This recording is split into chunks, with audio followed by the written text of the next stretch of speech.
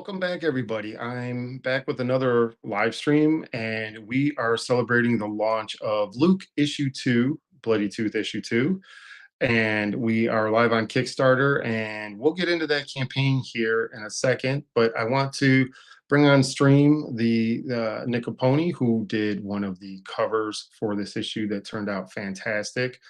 And glad he could join us on this live stream. And here's Nick.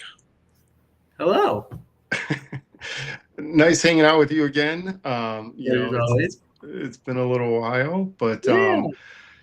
yeah, we had you do the cover, and I think that's super cool. Let me bring the Kickstarter up here. Not quite funded, but that's okay. We're sitting at about $130 here in the first few hours. It's always touch and go. I mean, for us indie guys, you know how it is. We can like come out gangbusters, or we can come out kind of slow and just build that momentum over the course of a month or so. This campaign will be going for a full 30 days, as you can see, and we'll just quickly go through this. This is basically kind of my reimagining of fairies and vampires, and Luke is the third character in my three main characters of the Ice Pick gang that I like to call them. And issue 1, Luke ended up going to Salem, Massachusetts to kind of figure out, like, he found out that his family was part of a witch coven, so he's kind of a descendant of that. And he's like, well, what better place to go to Salem, Massachusetts, the home of witches in this country, at least in the US. And, I'm offering the first 5 pages as a preview for those that want to kind of pick up on the first issues, first couple pages, I should say. And this is a 22-page old school black and white book. This is issue 2 of 4.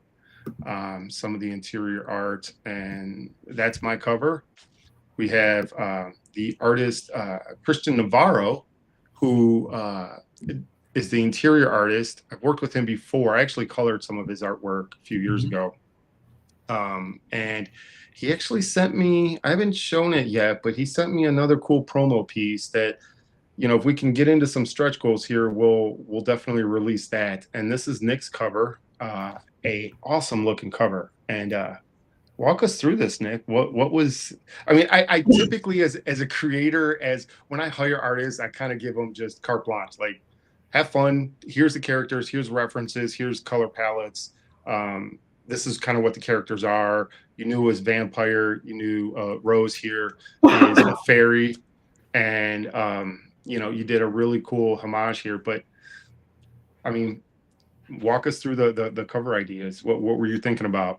So, I mean, you and I both share a love for 90s comics, and I remember we were both talking about, like, we were some ideas, and you mentioned, something along the lines of this John Stinsman Evangeline cover.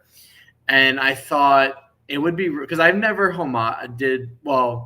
I've colored homage covers. I've never drawn a homage cover. And I was like, it would be pretty cool to bring some of that 90s energy even more into this story. And, John is a great guy. He's a friend of mine. And I thought the cover was really, had really great energy to it. And you could definitely utilize your characters and swap them out with Evangeline and whoever she was fighting. So it worked really well. I had a lot of fun coloring this too. Whenever I color something, there's always like a random specific part that I loved coloring the most out of this, and I had so much fun with this cover. But weirdly enough, I loved coloring the sky in the background. It was so much fun. Just like I was trying to really push the clouds and the mood of the whole scene, and still keep it like playful. And I had a lot of fun even with like the hair. If you noticed, I'm kind of like curving the hair on the characters to make somewhat of like a design element. I always love doing that. I do that in my books. I always feel it's a missed opportunity when people draw characters with long hair and don't utilize the hair as like kind of a page direction or like a design element. I'm like, that's such a missed opportunity. So I love doing that with my characters, and whenever I draw someone with long hair. But yeah, no, I mean, it was a pretty straightforward cover. I showed you the layouts, I showed you the pencils, Hmm. inks. I like doing that. I know some people, like when they hire someone, they don't see anything but the finished art and colors. And I, coming from a background where I went to art school, and especially like going to the Kubert school. I was gonna say you went to the art school. Yeah, so it's like I can't do that, but also I can't let someone do that to me. I always have to show them my layouts. I have to show, I like, basically I want the client to like walk me through it. Hmm. Um, and because I want to meet their vision as closely as possible. So with this cover, it was like that. And usually whenever I draw covers, I usually have an inker, but this Hmm. time around, I wanted to just ink it myself. I'm trying to improve on my inks, and I Hmm. think this was a really good turnaround. I'm a huge fan of anyone's watching or how to use them. Um, I like Tombow pens, Okay. and So, did you hand ink this or digitally? I hand inked this. Oh, nice. I did not know that. Like, Yeah. literally, I I worked with you on this cover. Like, well, I mean, I hired you, but like, I had no idea you hand inked it. Yeah, no, I hand inked it. Usually whenever someone hires me to draw a cover, I like to keep the like there's like some aspect of original art to it. Typically what I do, I like to I digitally pencil, and then I blue line it onto 11 Hmm. by 17 Bristol, and then I ink it traditionally. So there's, like I said, it still holds an original value of some sort, that if I bring it to shows and I Yeah. showcase it somewhere. Um, but everything else, like if it was like, honestly, I'm bad with it, because it's like if it's someone else's book, I'll traditionally ink it. But if it's like a purity cover, I probably would just digitally ink it and be like, I just gotta get this done. Okay, it's Yeah. fine. But I think doing it for others, it makes it a little more special for me, at least, because I like to showcase, my, even doing covers in general. I like getting hired to draw covers is because my background is primarily a colorist, and I think a lot of Hmm. people forget that, you know I could tell a story outside of just color, and I have Hmm. experience drawing. And surprisingly enough, a lot of colorists out there have can draw amazingly. Like Hedwin Zaldivar, for example, his artwork is incredible, let alone his colors. But it's kind of also like, whenever I draw a cover, I like to show others, that like prove to them that I could also draw a cover for you. I don't necessarily just have to color it. Right. Right. Yeah. Yeah. You and I actually have a very similar path i- in our kind of fame to claim, I guess. Yeah. Like, what how we would say that. I know that I started out as a art. Well, I started out as kind of like a kid copying art. I guess I didn't really trace. I never was the guy that like uh, traced other people's artwork. I always tried to. I would draw what I saw, right? Yeah. And being a kid in the late '80s, getting into comics, early '90s, I did go to. I'm originally from Cleveland, Ohio. Now I'm living out in the Seattle area. But it was I actually went to school in the art school. I went to like a summer camp, and it was like draw still lifes. So I always had that in the back of my mind, like McFarlane started drawing Spider-Man, Amazing Spider-Man, and I was like, "Ooh, let me draw that." So I would always try to draw that. You know what I mean? And that's kind of where I started drawing, but I just wasn't ready for digital coloring. That was like way before digital coloring was even a whisper. In the late '80s, early '90s. Yeah. And then I went to college and I learned Photoshop and digital coloring. And I think you use Clip Studio, if I'm not Yep. mistaken. Yeah. Hmm. And it was very interesting because I love Clip Studio for their inking. And I'm actually doing, back to Luke here. I'm doing all the lettering in Clip Studio versus Photo Illustrator. I was using Illustrator for the lettering, and I do the covers. I write all my books. I will do the main covers, and then I'll letter the books. But I mean, my first paid work as a independent, person, I guess, creator was digital colors. Yeah. So it's interesting. I've done a couple indie covers as far as artwork goes, but I mean, the bulk of my work is all independent colors. Yeah. Um, so it's interesting, and it's interesting to hear that you traditionally ink that because, like you, I'm very old school in that way when it comes to artwork. I will do my layouts digital. I think it's much more time efficient, and we know time is kind of money. That's the cliche there, and that's true. Like, if do we want to spend a half hour doing a layout for a page, or do we want to spend maybe an hour and a half, laying it out, traditionally laying it out versus digitally, Yeah. and trying to get like it's easier just to get all your anatomy more accurate or at least closer to what we want, the shapes closer to what we want digitally than traditionally. Kudos Yeah. to those guys that came before us Yeah. because I can Oh, tell you, like, they did it all traditionally. I um was I was at a convention back in June, and I was in a colorist panel. They invited me to the show, but they invited me to nice. do this panel.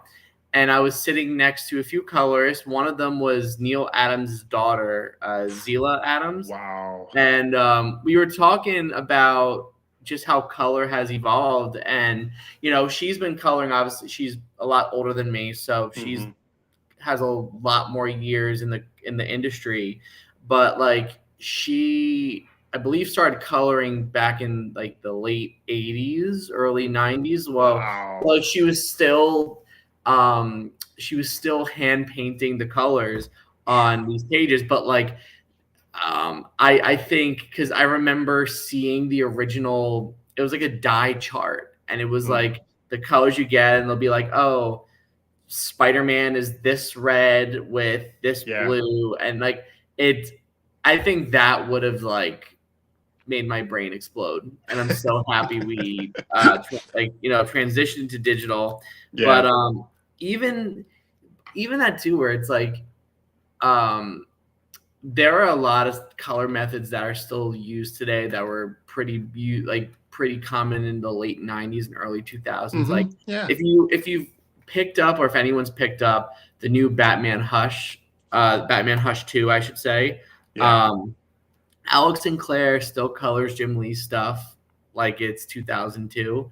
And I'm not I'm not like shitting on the guy or anything. Like I think there's a market for that. It's undeniably Jim Lee, and Yeah. but like people still look for those color styles. But again, it's just crazy how we've evolved. Like I'm noticing now in comics and even more mainstream, I'm noticing more people are going either very cartoony and cell shaded, or they're going very painterly. And Yeah.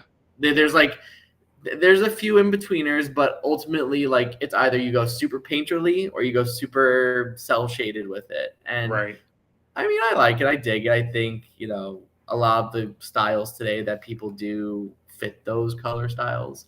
But yeah, like that's ideally how I broke in, because I felt like I was at a sketch event like way like years ago. Hmm. I didn't even break in. I don't even think I had my first. I don't even think I colored my first book at the time. But I was sitting next to a colorist, and he goes to me, in this industry, both mainstream and indie, it might be a little tougher getting in as the interior artist or cover artist. But remember one thing, they're always going to need a new letterer, and they're always going to need a new colorist.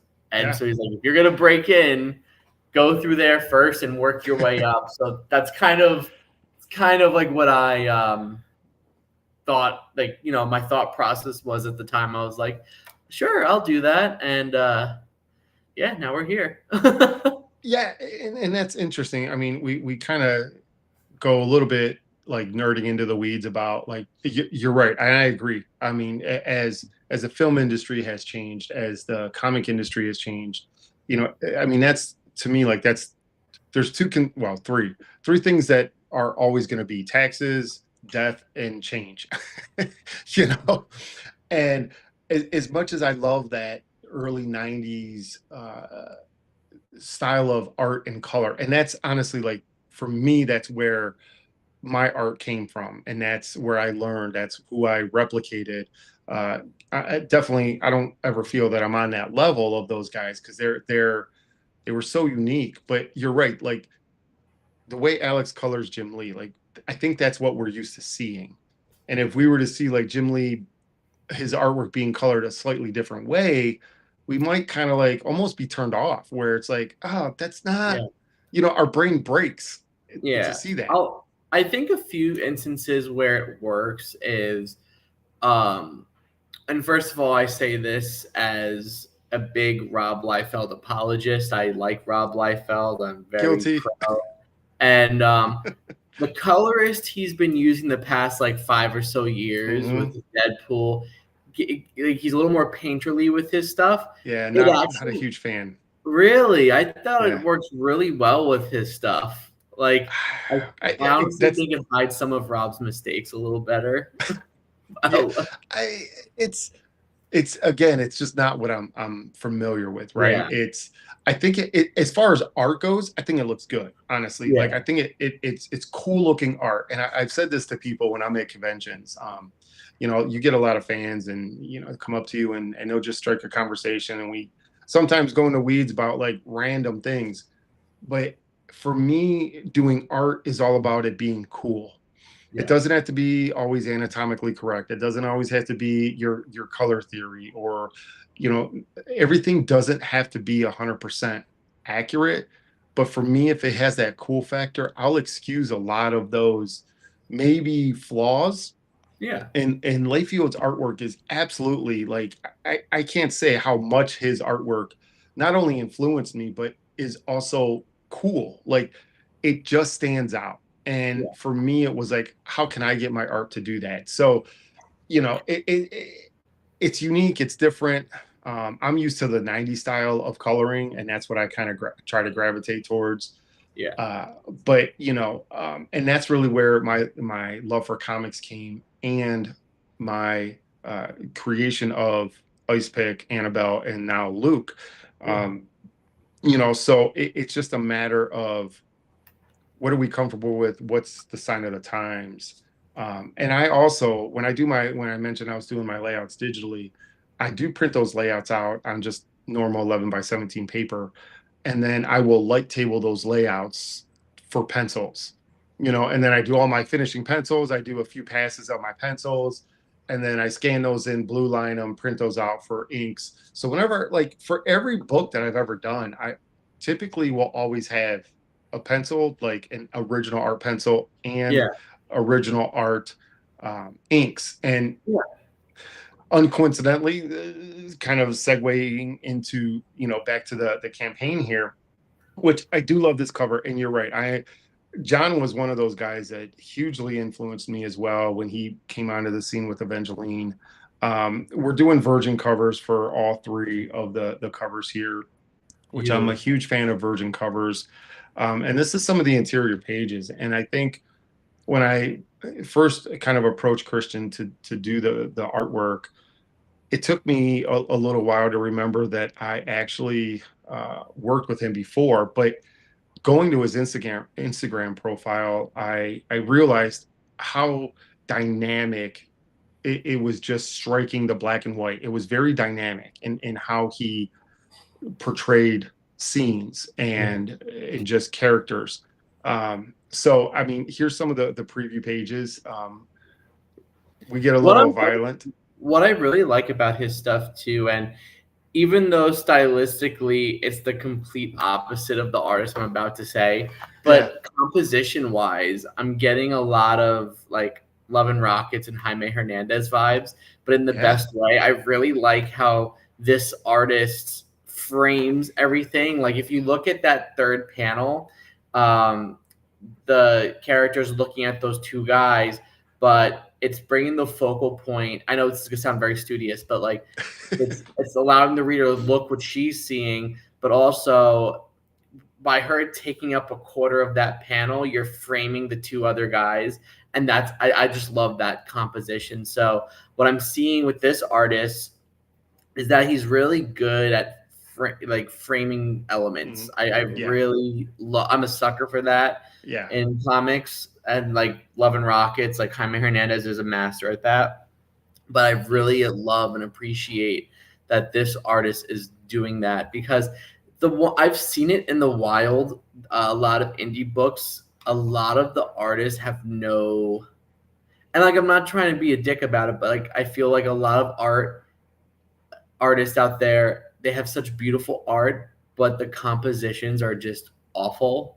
Like there's Yeah. no, because people forget that in narrative art, you are the camera person in your Yes. characters' lives. Yeah. So everything can't just be like each panel can't just be a beautiful pinup. Like there should be Yes. composition and pace. Like so, I think this artist does really well at that, and I really love even the Yeah. contrast of it. It's beautiful. Yeah, and that's the thing. Like looking at, talking with my wife, I was like, I wanted to maybe kind of ends up at the end of the day hurting, what I'm doing or trying to build like this fan base, but I wanted to tell the story of each of my three main characters in their own story. And Yeah, this is the third part. So after Luke is done with issue 4, we're going back to like ice pick titles and and I've given like each character a foundation. So now we know really who they are, what they are, and how they play into the greater good or the greater world of the yeah, Ice Pick characters. But you're 100% right. And this is when I was in college, I ended up working on a couple short films and got to see behind the scenes and was an art director on a film. And it just is like film has a certain composition, right? They frame things very specifically and they frame them intentionally. And that's why I really was drawn towards Christian's art is he gives it like room to breathe, obviously, but like everything's not a close up. And when I script out things, I try to let the artist know like I need a far shot, I need a close up, I need a action scene. This is a 2-page spread. This is all the inset panels. I try to give as much detail, not to necessarily hinder their art, but to let them know like this is my vision, right? And I think it's yeah, important as a writer, as I mean, I know you draw your own book. That's a whole nother thing. Is when I was doing Ice Pick, I was writing and drawing Ice Pick, and that's like a whole nother ball of wax, right? Because you can kind of go in there and say, "Ooh, this page, this panel isn't necessarily working. Let me change that up." You have that creative freedom. But when you're working with an artist, I'm not one of those guys to say, "I need 3 rounds of edits, 5 rounds of edits," because you're just not hitting it, right? yeah, I like the artist be to be the artist, right? To express yeah. it.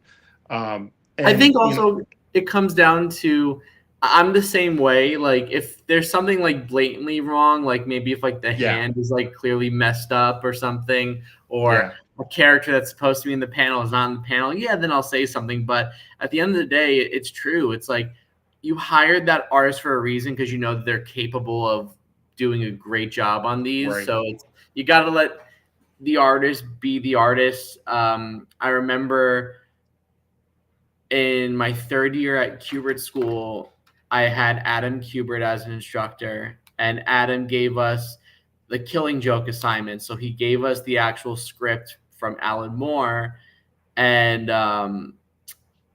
it made me that day I read the script, it made me hate Alan Moore, and because basically each panel was at least a 3 paragraph essay and it simply was just to describe how the rain was hitting on the ground as the Batmobile was rolling up to Arkham Asylum. And Okay. I'm like, this could have been like 3 sentences. This dude made it 3 paragraphs. And I'm like thinking to myself, I'm like, I understand he has a vision, but his vision is literally not allowing the artist to compliment him and create with him. It's basically um, he wants basically like a hyper realistic artist like that. I mean, Yeah. it makes sense why he got like Brian Boland, but like there is just so much information for one small panel, and it really took the creativity out of it. And really reading the script, I learned to realize that it's a very boring like opening sequence. Yeah. So it's like it but yeah, like I'm not that controlling with my scripts. I'm definitely not Marvel method, but like I want the artist to at least give their own flair on it. I don't want it to Yeah. be super anal and super, this like an 8 paragraph essay for a panel of Purity just walking down an alleyway. Yeah, no, and to me, like, because comics is such a creative media, like I wanted Christian to just, have at it, right? And I mentioned in the script, like, okay, you can be as gory as you want, there's no, this is a horror book, it's black and white, even though it, it will be kind of in other formats, there's no kind of ratings on it right now, as independent creators, we kind of have that freedom. So for this campaign, I'll just quickly go through some of the rewards here. We have obviously all the covers, all the variants. I have PDF variants of it, or PDF versions available. We have all the covers. We have variants, premium variants, things like that. I have a collector's box, and then I'm actually doing the original art inks for the cover. So this will be like, you will get my original art of the cover signed and ready to, pin on your wall, hang up and put on your wall. Cool. So that's the campaign. I mean, we're getting there, and it really was fun working with other artists. I've worked with Courtney Rose on some covers. Her and Dave Kemp. I mean, they're a phenomenal Yeah. team. I mean, your work is great. Yeah. Um, we're just as indie creators, we kind of end up. It's this very small. It's a big community. There's a lot of us out there, but it feels like a small community Oh, where. it feels like it's a big community, but it feels like a big gated community in like a Mm, neighborhood. It just feels like that. Like I couldn't agree more where it's that's why I always preach to even like new artists who are breaking into the industry. I always preach to them, I'm like, you got to be really nice and a team player in this industry because any word oh, that forget it. you might be difficult to work with or you have an ego brewing or you're just a Mm-hmm. jerk, Mm-hmm. you can consider yourself like not in this industry anymore because it's such a small community that everyone talks and like it doesn't have to be even blatant. It'll be like, oh, I got hired working for so and so, and then your friend's Mm-hmm. like, ooh, I had a friend who worked for them and the dude was a jerk. Like it's like that. Like it could be as simple as that. So Yeah. that's why in this industry, always, as much as internally, some people just make you want to scream at the top of your lungs. You still just have to be a team player always. Yeah, always. And I mean, there's hundreds, probably high hundreds or a thousand, indie creators out there, and I think for me, I've really gone away from some of the more mainstream books. And I think a lot of my comics I buy now are, independent books. And I think to me, I feel there's just a creativeness that we don't find. There's a uniqueness when you talked Oh about yeah. like coloring style, like St. Clair does the same coloring style, but in any comics, it's like, I don't know. I mean, the handcuffs are off. You can do whatever you want, and Yeah. it's great to have that freedom, and it's very liberating. You're Yeah. not like this is a house style, and this is how all our Yeah. artists work. It definitely gives you more wiggle room. You know, I have double dipped and I've worked with both mainstream and indie, Hmm. but I'd Hmm. say the most fun I've had were on indie books Yeah. because, when the writer or the art director with the editor, whoever you're working with, gives you the script, and in the script it says like Nick, go nuts. Like I love when people meta in scripts because I'm just like like it's almost like this could have been an email or this could be just like a text. No, you put it in the script, but like I like having the freedom seeing like the writer being like Nick, go nuts with this panel. Like I Yeah. want fire everywhere. Don't hold back. Have fun. Like you couldn't do that in like mainstream books. They'll be like, well, you gotta hold back. You gotta. Yeah. There was one book I heard. The person that lettered that book, it was a Nightwing book. He was telling me that the editor specifically told the artist that they had to go back and make Nightwing's butt bigger. Like that was like the What? one thing. Oh yeah, because you know Captain America is America's ass, but Nightwing is DC's ass. Apparently, that's how it's been described to That's- me. But that's been a real thing. Oh. Apparently, like the editor was like, "You got to make his butt a little bigger." I won't say who I worked for, but I've been a designer for probably 18 years since I graduated college. Kind of dating myself, but I've been involved in whether it be print design, graphic design, video production. I mean, I've kind of sadly I've been a jack of all trades, and I'm very good at a lot of them, but not a master necessarily. I don't feel I'm a master of any one specific. But I did work for a company, and I was putting together a very cliche kind of calendar of scantily clad women standing next to cars. And they flew these actresses. They were actually three actresses. They flew them in from LA, and they went, I can't remember where they went, somewhere in Seattle, to a warehouse, and they had the cars staged. So they literally it was kind of a combination of photo composition, right? They shot the car, they shot the woman with the car on a blank background, and I had to come up with backgrounds and then match the car and the woman to fit the background. It turned out really cool. I mean, like a lot of them are like you would not know. But the art director, the kind of my boss, was like, "Can you make her boobs bigger?" And I'm like, "Dude, like, come on, like." And it was just it kind of rubbed me the wrong way because it was Oh just like, yeah, I'm okay. Like, yeah, if you want to do a little bit of like changing, if someone's got like, I don't know, like a zit or something goofy on their, skin or I mean, okay, blemishes, things like that. But like, I'm not altering women to look. I like morally, I just don't feel right, and I kind of pushed back, and I'm like, yeah, no, I'm not really doing that. yeah. I'd be like, I wouldn't be comfortable doing that. Yeah, and it's almost like about like dignity and respect. So I get it. Like it's kind of funny that like they would make his butt bigger, but in the same way, like a lot of people will do that with publications, and it's just for indie books. Like that was the thing. Even growing up, it was like, oh, men draw women with these huge boobs, and you're like, oh, okay, maybe. I mean, some do, some don't. Like McFarlane does a really great job of like all of his women look very, very different. All of his Yeah, men look very, very different.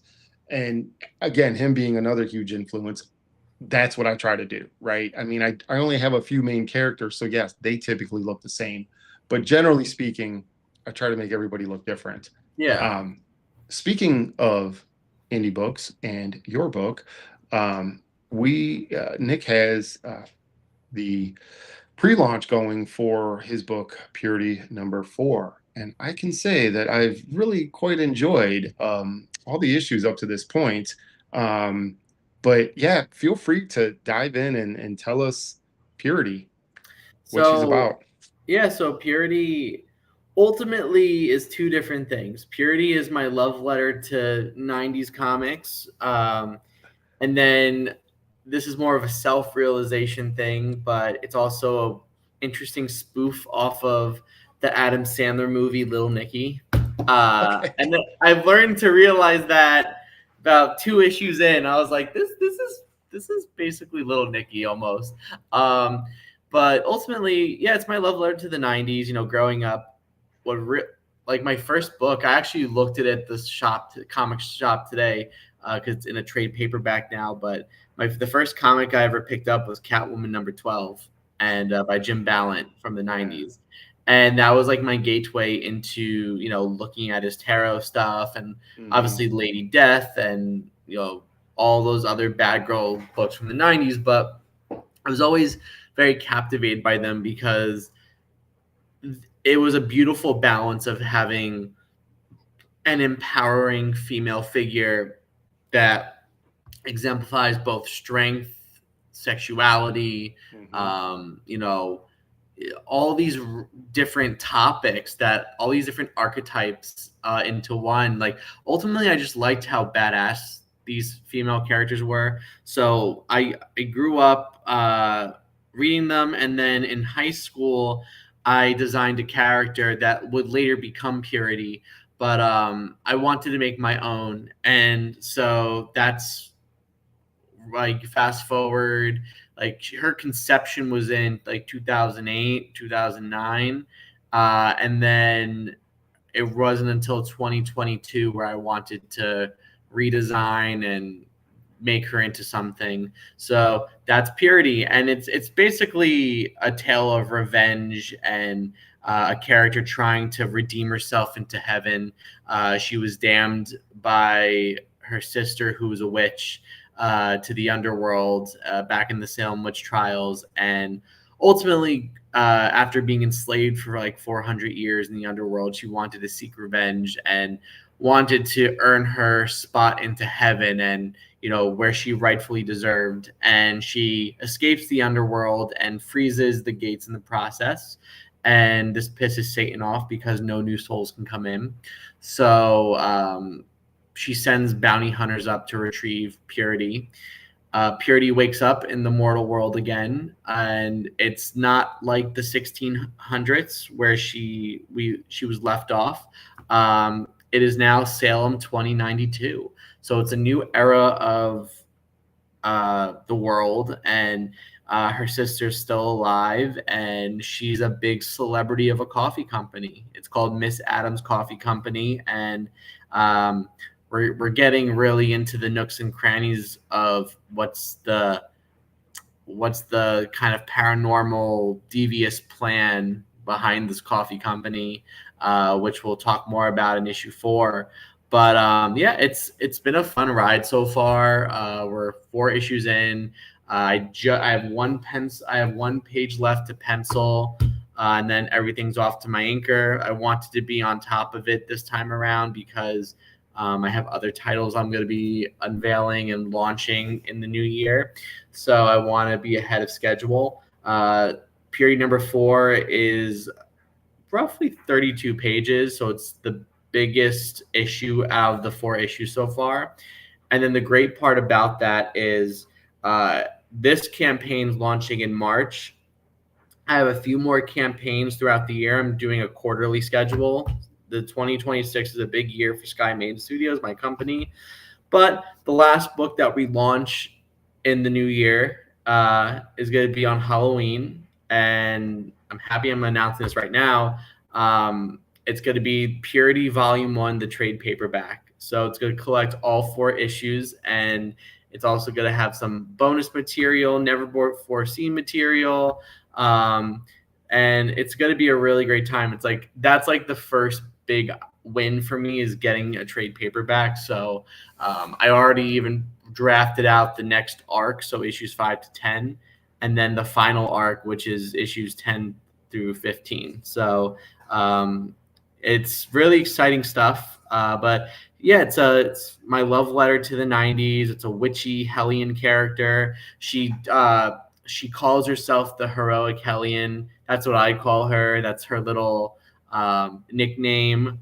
But yeah, it's a really fun book. I recommend it. It's definitely a book for more adult audiences, and I broadcast that even on the Kickstarter campaign. There's a lot of blood, gore, suggestive themes, nudity, but I knew going into drawing purity and writing purity, I wanted it to nod to the greats of the bad girl genre, but I also didn't want to hold back. And so that's what I really prioritize in this book. Like in this issue alone, there's a violent ass scene that, kind of comes out of left field and hits you like a bus. No pun intended. Wink, wink.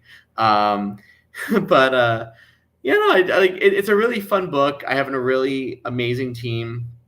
I have I write, pencil, and color it. My editor is Vaughn Coleman. You might have seen him on Kickstarter. He does the book Phenomenova, Rebel Oasis Comics.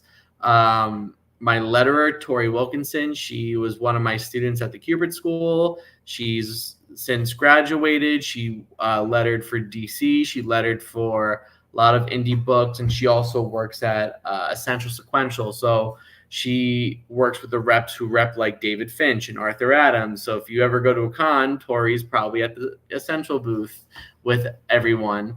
And then my inker is a fairly new inker. We welcomed him in issue 3. His name is Pedro Morasco. He's an incredible inker. Very quick, he really he elevates my pencils really great. Like I'd never seen someone do what he does to my pencil. So I really love how he inks over me. And then distribution and fulfillment is by our friends in Washington, Adam Watson at Comics Mainstream, if you ever heard of them. If you ever want your indie book fulfilled or you don't want a factory in your kitchen when your Kickstarter ends, Adam is definitely a great guy. He would take good care of your products and everything. So I always love using him. Yeah. Oh, wait, hold on. I think you're muted. I'm sorry.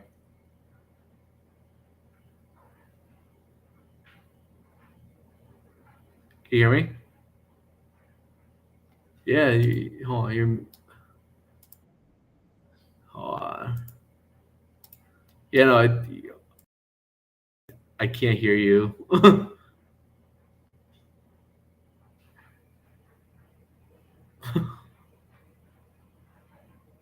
on. Can you hear me? I feel bad. I'm probably like shouting too. I'm sorry. But yeah, no, I can't hear you. You're muted. Hold on. How's that? There you go. I can hear you. Yeah, awesome. Yeah, Adam, I kind of came across Adam several months ago about distribution. He does a lot of spinner racks stuff. Mm-hmm. So I thought about that, and next year will be a pretty big year. You mentioned big year for what you're working with Purity.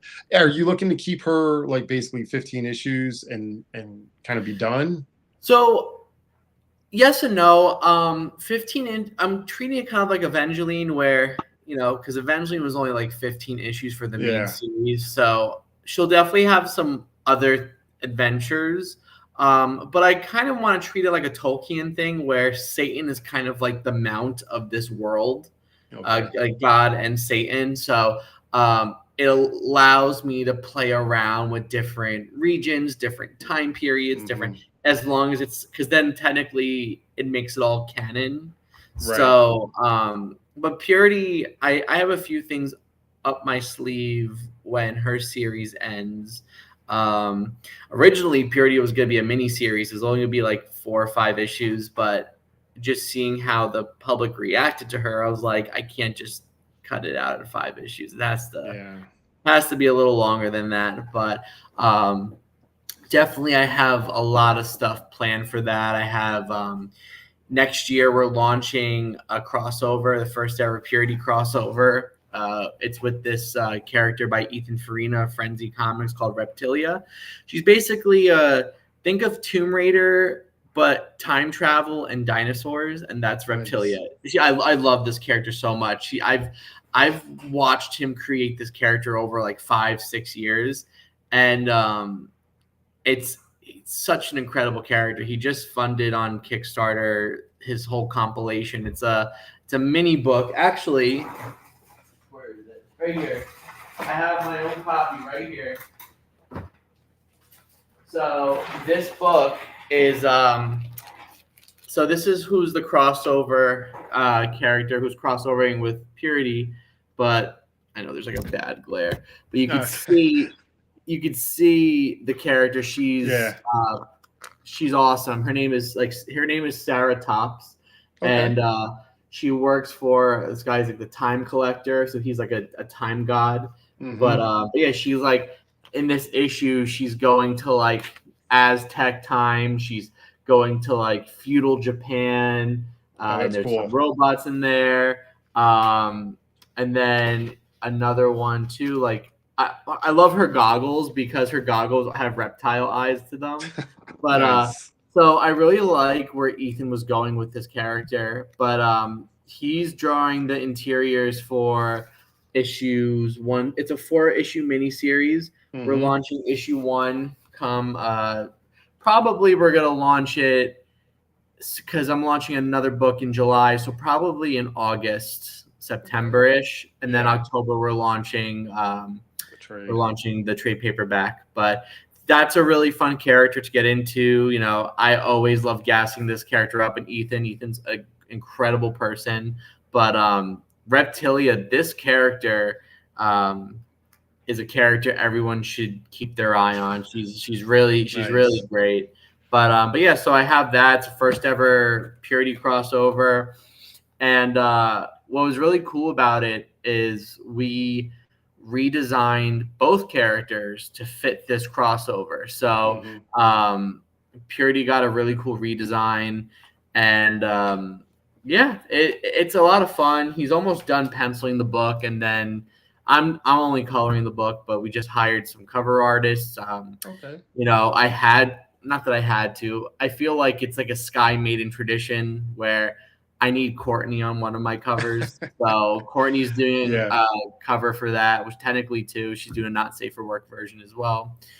And we got, I believe, Fernando Ruiz too, legendary Okay. Archie artist. So um, Nice. yeah, so it's gonna be a fun book. But yeah, 2026 is going to be a very busy but exciting year for Sky Maiden Studios. Well, speaking of purity, this was actually, I'll share. This was the pinup I did. You reached out. You were Yeah. like, "Hey, would you be interested?" I'm like, "Hell yeah!" So, um, this was now these are traditional inks on paper. I Hmm. do have the original pencils and original inks, but this was where I was introducing like Annabelle's kind of more superhero costume and ice picks floating there in the background, and Purity in Salem. Like Yeah. Salem's a very interesting and fun town. My wife and I spent some like about a week there, and really loved just the atmosphere, like everything about Salem just kind of hit with us. So it was really fun to do like your character in Salem, and had fun with that.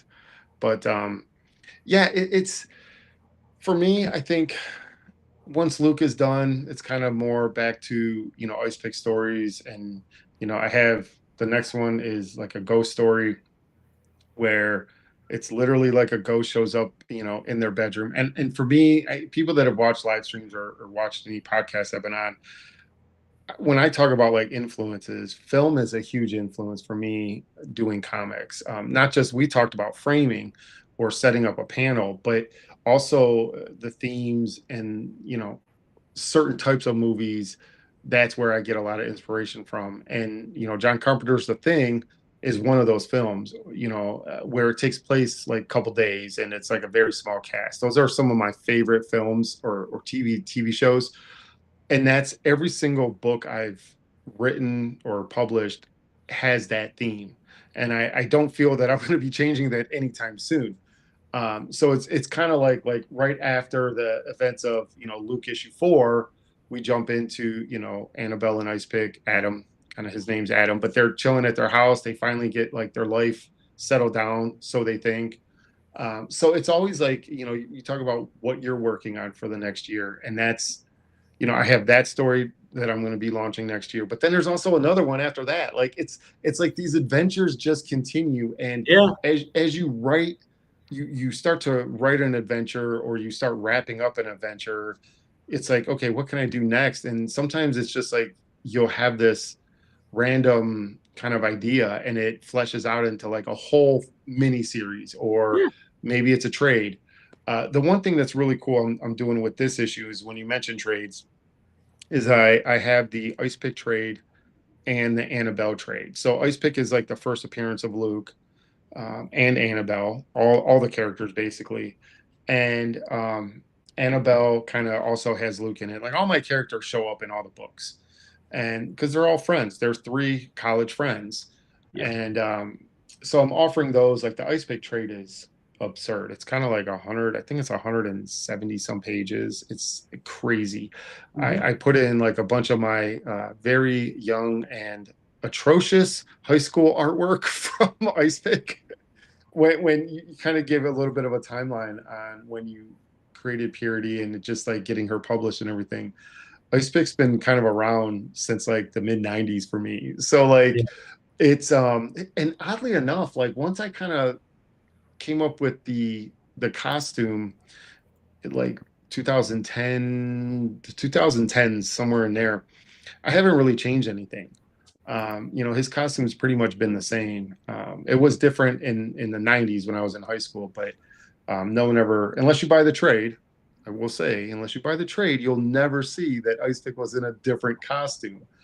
Uh, but yeah, it's a lot of fun. I think what we're able to do, and how we're able to give people, fun, creative stories, something different from the norm. Yeah. It's we all love Batman or Spider-Man. We all have our superheroes that we kind of relate to. Peter Parker was one I really related to in high school. But like, as an indie creator, it's kind of refreshing.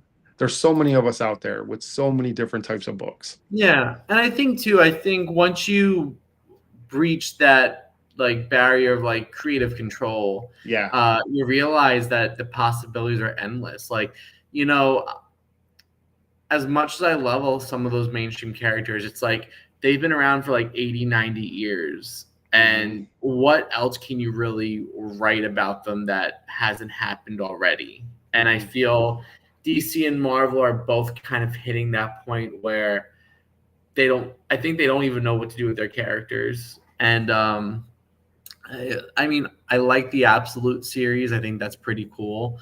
But outside of that, there hasn't been like a very innovative kind of version of the character since. Hmm.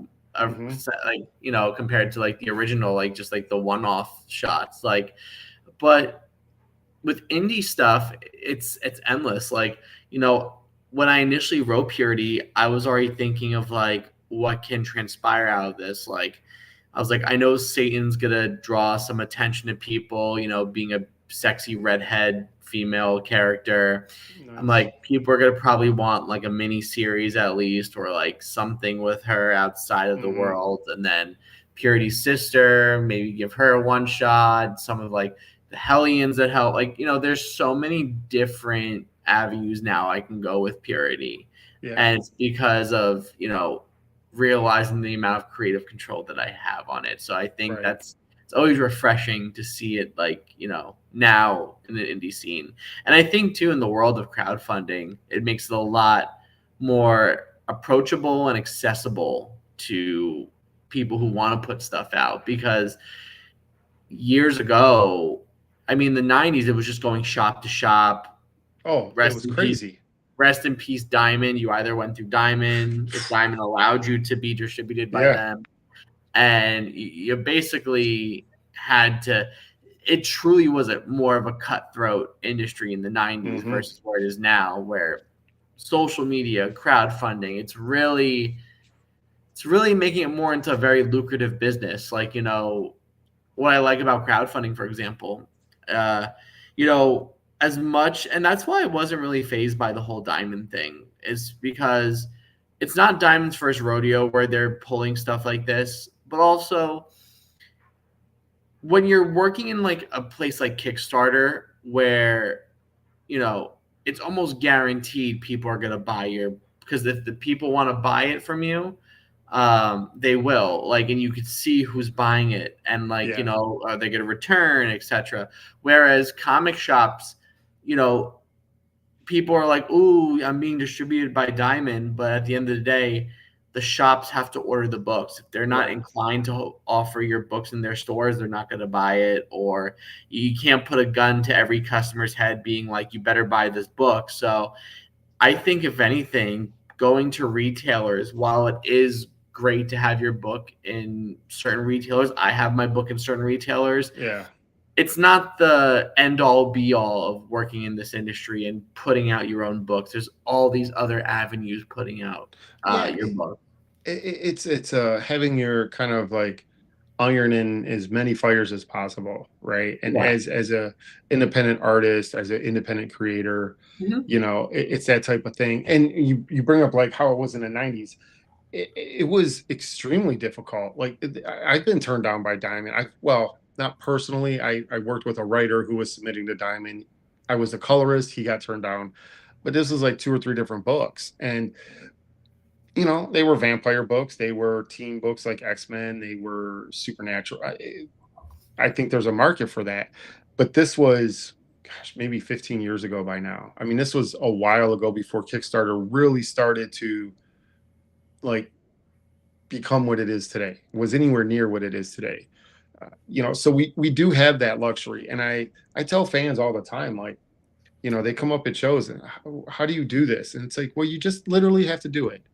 You have to take the moment. I know it's a financial step, right? I Oh mean, yeah.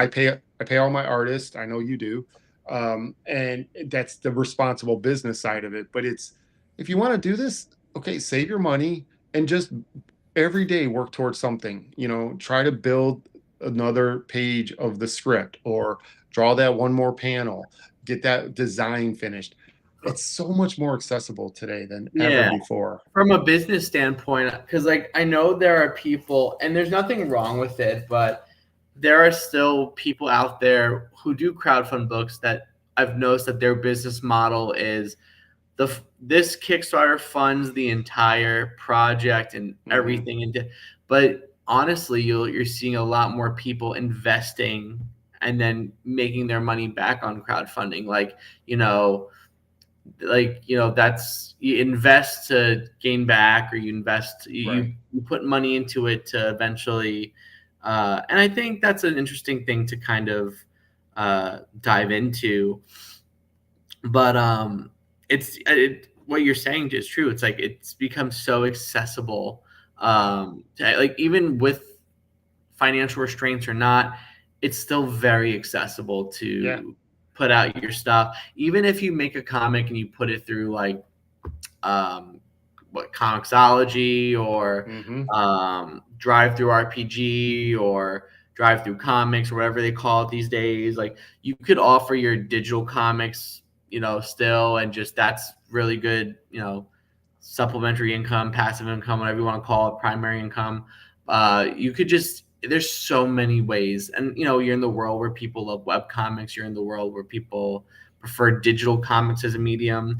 That's why, even too, I always offer digital Yeah. for my campaigns, because there's people who always prefer it, and it also eases the stress for my international backers, Yeah. especially in these recent times where shipping is almost like tripled in certain regions. It's Like, it's pretty I have, crazy. it's a blessing. I'm so thankful for my Canadian and Australian fans. I have a few of them, Yeah. but I will always say it's a blessing and a curse to work for Archie, because they have a big Canadian and Australian Oh, following. okay. So when I colored for Archie and when I worked with some Archie artists, people gravitate towards my stuff. And again, I'm so thankful for them. But I'm almost positive they're well aware that the shipping is high whenever they buy Yeah. something from me. But and I feel bad because like recently too, like a package to Australia, it's Like What's it's a like 2 pound $30? package is like $60. Yeah. Oh, that's even worse. Yeah. Yeah. I've shipped a couple international. Australia was one. I think Germany and the Netherlands and some of my ice pick books. And it was like 25, 30, $40 for shipping. It is a concern, and as an indie creator, we try to stay creative, no pun intended, but we stay creative with the way we can structure Kickstarters and have offer it to international, and digital is a big part of that.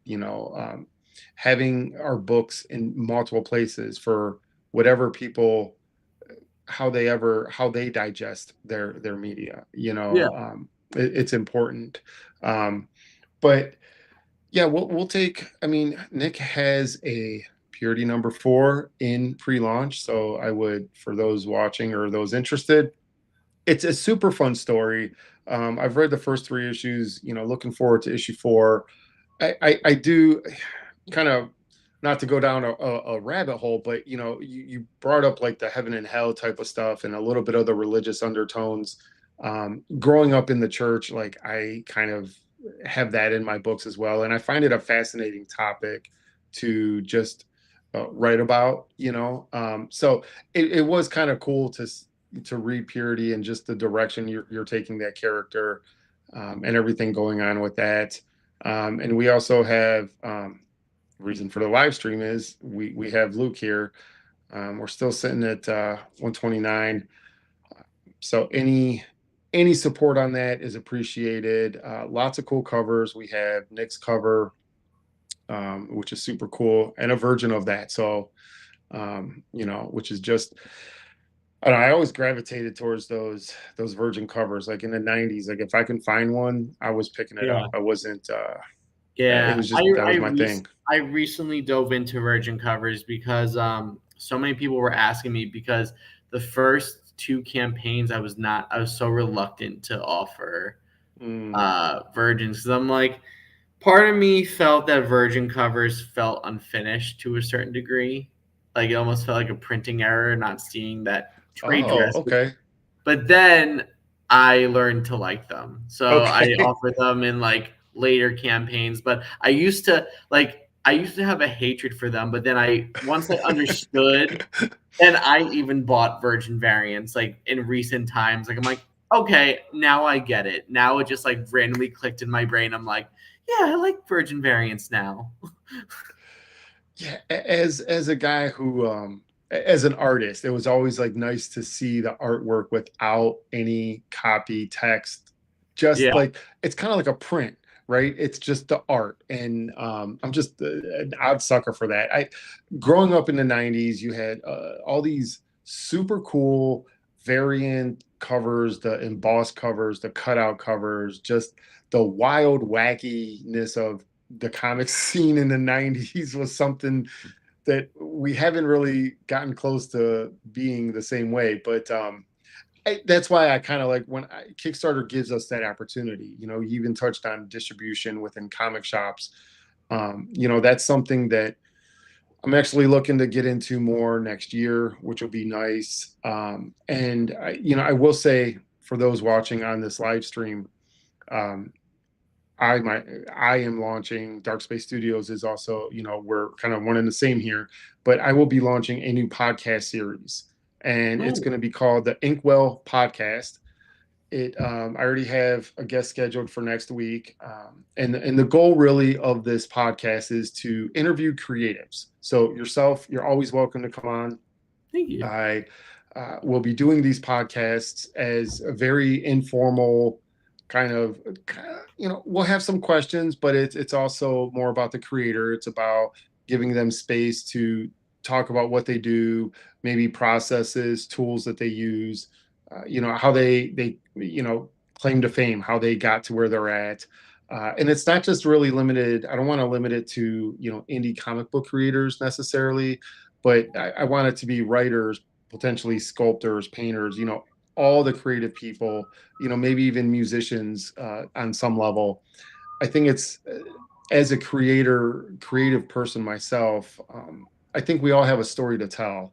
And Mhm. I think it would be, refreshing for, the fans out there to hear our story. You know, we kind of, I can speak for myself. I'm pretty much a recluse, and I work from home, and I sit behind a computer most of my days. And you know, my story may not be unlike anyone else's. It may be unique. It may be very common, but I'd like to do with this podcast is to give people a space to kind of, talk about what they do, how they do it, how they got there, and hopefully, encourage young artists, people interested in this field, whatever field we're talking about, to really continue to do that.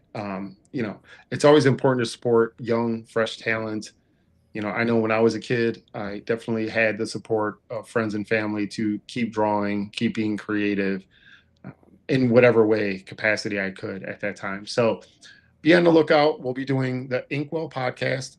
We'll be on the Dark Space Studios YouTube page. The first episode will be a live stream, but all the episodes will be recorded and kind of edited for time. Basically, I don't want. I think it'd be a little crazy for people to sit around for like 2 or 3 hours, whatever, however long these podcasts take. Just to listen to a bunch of like, people talk about just some crazy nonsense. I'm sure conversations can get in the weeds, but we'll be on the lookout for that. And, we'll kind of wrap up this live stream. I appreciate everybody that was watching, everybody that commented. I definitely appreciate all the support. And be on the lookout for Purity number 4, which is going to be launching soon. Do you have a Yeah, date?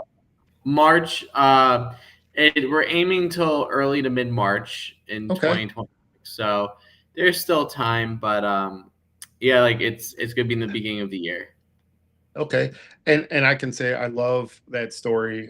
I would absolutely recommend that story. It's a lot of fun. And, Luke is, kind of my throwback to old school horror. It's a lot of fun. One thing I haven't done actually, I'm going to play the video and we'll kind of end Hell yeah. on this. I'm not sure if you'll be able to hear. Well, we'll find out. Maybe you'll hear it, maybe you won't. But let's find out, and we'll watch this video.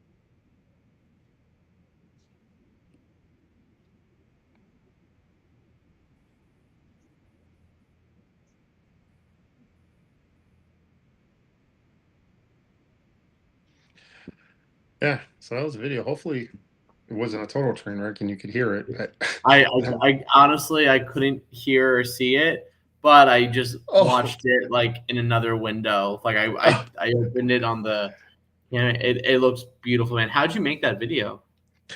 so oddly, I do all my videos myself for my No, Kickstarters. it was great. My the friend I mentioned that kind of got turned down from Diamond, Keith Holmes. He did the voiceover, and I worked on projects with him, and maybe those projects will see the light of day. They're phenomenal projects, and I really believe in them. And we've been trying to work out the financial side of things. But he did the voiceover. I do. all the editing, everything basically on the videos. I do it all in Premiere Pro and After Effects, and I've kind of set everything up. So in all the years, I guess this is kind of the fruit of the labor of learning all these like programs, Yeah. is that you can put together like a fun video. I get like royalty free music, and um, I tend to have a theme for every book. For Annabelle, it was like dragons, so it was always like fiery and amber, the amber ashes from the fire. And Mhm. then for Luke, it's all like um, blood and horror, and it's black and white, so it's kind of cool um, to do that. So yeah, I end up doing it all myself. Cool.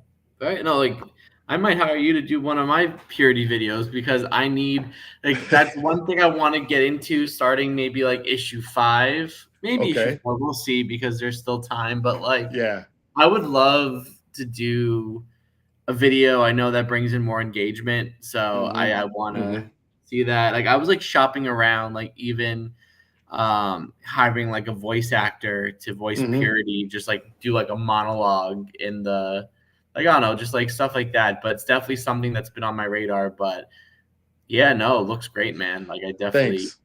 yeah. Yeah, I've on my YouTube channel, Dark Space Studio LLC. I have all my prior. I'm like slowly releasing all of my prior Kickstarter videos. So if you're curious, I'm doing 2 a week. So it's only been like I think 2 have been released. Always happy to work with you. We've worked together, obviously, on Luke, and it's a lot of fun. I mean, it's just they're very, in a way, kind of simple. You're just throwing in some artwork, and once you get the theme down, like we talk about heaven and hell and like the religious side, like there's a lot to work with there. Yeah. So and within reading purity, like you get a vibe for the book. But yeah, always anybody else needs video work, I'm happy to work with you. But yeah, it's always a pleasure chatting with you and Likewise. connecting.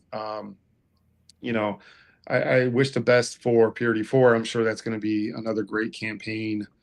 I really Um, appreciate it. Like I'm really excited to see where Luke takes you. Like I really I love the first issue, and like Thanks. I said, this is a very unique book, and you don't really see books like this. So I'm really Well, happy you're publishing this. thanks. I will entice those that have stuck around long enough. I know we're over an hour here, but I reveal like in issue 2, I will entice folks that I reveal like the history of the fairies and the history of the vampires in my world, right?